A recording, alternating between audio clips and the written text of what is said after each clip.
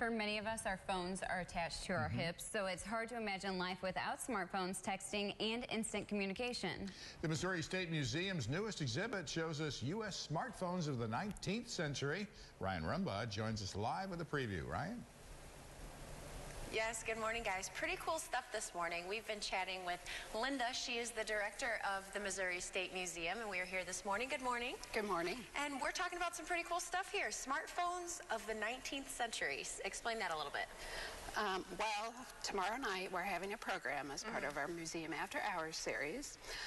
This time we're bringing out some communications technology from the collection, and Museum After Hours is held the first Wednesday of every month. Okay. We stay open late till 9 p.m. Cool. And we've got our Mickey Mouse gloves on this morning. How come? Well, these are artifacts that we are keeping for long-term preservation, and actually the oils in your fingers can damage some artifacts, so when we handle them, we use the gloves so the oils don't get on the artifacts. Okay, and to start out, you said this was the first form of texting. Let's talk about these right here. Yes, when people think about communication today, they think about smartphones and iPhones, something like that. Well, people still needed to communicate in the 19th century. They still needed to do things like, what did they do for texting? Well, this is a piece from our collection. It's a Blickensderfer typewriter, and it was revolutionary because it was portable. We laugh because we think portable. How is this portable? Yes, this was portable, although it doesn't fit in your pocket as good as smartphones. A gentleman designed them because he traveled a lot on a train and said, I need to take a typewriter with me. And that was in the 19th century. This is also a Blickensderfer. It's what a name. It's a little less portable, but an interesting thing about this is it's not the typical QWERTY keyboard that we're used to these days. So in the 19th century, they were still determining what would be the standard, which is interesting because now on smartphones, most people use the QWERTY, but they can change and use a different one if they want to. Definitely. Now moving on, this looks like a camera, but it's not. But it's not. This is actually a model done by Bell Telephone Company. This was the first commercial telephone sold in 1877. It does look like a camera. It was called the Bell Box telephone. And very aptly named. This hole at the front, you talked into that and you heard it out of there. So you could string a couple of these together and have the first commercial telephone system that would have been in businesses. So pretty cool. It's kind of interesting. These were like the very early model telephones. In a little bit we're going to come back and we're going to move along chronologically and we're going to see some of the later models. But for now, we'll send it back to you guys. Some of us are so reliant on our smartphones, it's hard to remember life without them. That's so true. I'm addicted. Ryan Rumbaugh joins us live from the Missouri State Museum this morning. It's where a new exhibit shows us smartphones of the 19th century. Yes, good morning, guys. We've been looking at some old phones all morning, and we even saw some old Nokia phones, and it's really hard to imagine that we lived with those one day. But we're here this morning at the Missouri State Museum, and I'm here with Linda, the director of the museum. Good morning. Good morning. And we are talking smartphones of the 19th century. Explain to me a little bit what that is and about the program you guys are doing tomorrow. Well, we're bringing some communications technology out of our collection, and before there were smartphones, people still needed to write people and talk to people. Right. And they did that in various ways, like with old telephones. And you're opening the museum late tomorrow. Yes, we do. We have Museum After Hours the first Wednesday of every month. The museum stays open until 9, and we usually have some kind of special program around 7. And tomorrow night, it's smartphones in the 19th century. Well, perfect. First, we started talking about the texting, and now we are moving along to more telephones in the first model. So show me what this is. In the 1880s and 1890s. This is a big one. This is a big one. They started to get more widespread, and the wooden box was sort of the standard.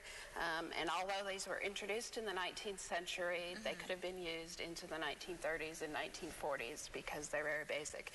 And it is very heavy to lift. And we were talking, they were used that far because it's not like today when the new iPhone comes out and everybody goes and rushes out and gets the new model, right? That's correct. These, when you got them, you kept them for quite a while usually. Right, until they ran their course. Now, Now, what Yes. else do we have over here? Just to point out, we do have an intercom here. There's things for the kitchen, the stable, the pantry, That is and cool. this is roughly around 1900. So things like intercoms they did have early on. This is a fiddleback phone, which they made for a little while in the 1890s. It's a different kind of style, but it sort of works the same as the other wooden box telephones. They Okay. also had 2-box and 3-box. So you would talk into this one. It would talk into this one, Talking to this and listen into that. and then listen in this. See, I don't even, yeah, this is so foreign to me. And we were looking at this before. This giant thing is a battery. Yes, it is. And that's part of why you would have these wooden boxes, and they're so big and heavy is this was a cell phone battery of the late 19th century. They were kind of big. Some of them even had liquid in them. Wow. So they were difficult to deal with. They weren't necessarily that portable. Cell phone battery. Could you imagine if we were carrying around those in our pockets? That would be difficult. Very cool. Now, this wooden box, you think, what is it? It has ringers on it.